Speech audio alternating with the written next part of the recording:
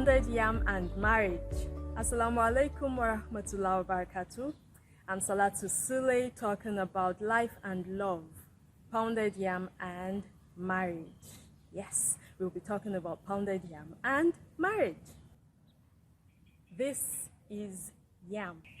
You cut up the yam into pieces, you boil it, you throw it all in here, and while it's still very hot, it has to be very hot, you start pounding. You lift the mud up, you slam down, and you do that really fast.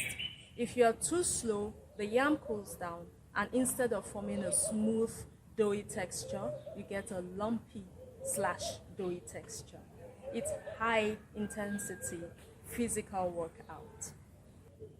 When I was growing up, my sisters and I were the ones responsible for preparing pounded yam.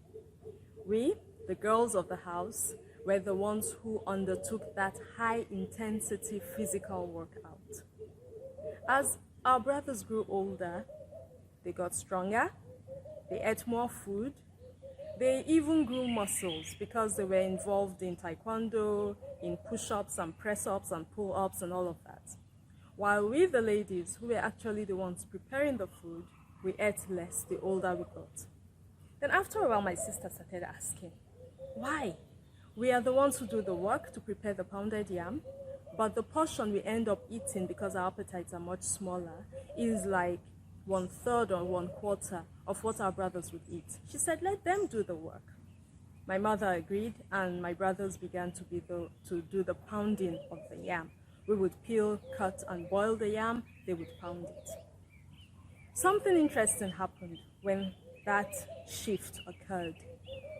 Whenever my mom asked, should we have pounded yam today? The general answer would be yes, with great enthusiasm.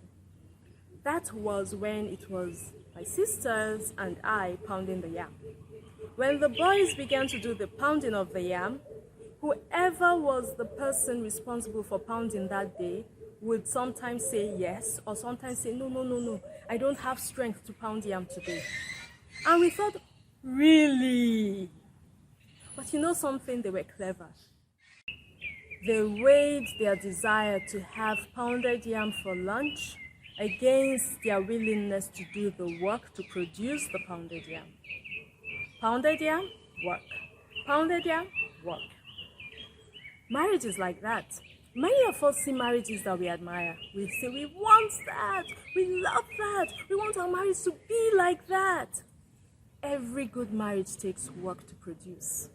That's no joke. It's constant work, it's effortful work, it's paying attention, it's putting in the effort, it's putting in what it takes to change some things about yourself, to develop yourself, to reach out to someone else, to support them. It takes inner strength sometimes to be patient, to forgive, to overlook, to wait till the other person finally gets you. Good marriages take work. And if you want a good marriage, you have to want the work. You have to be ready to do the work. Just like pounded yam. It's a great dish, I know, but it takes work. Pounded yam, work. Marriage, work. This is why I said this talk is about pounded yam and marriage. Thank you for listening.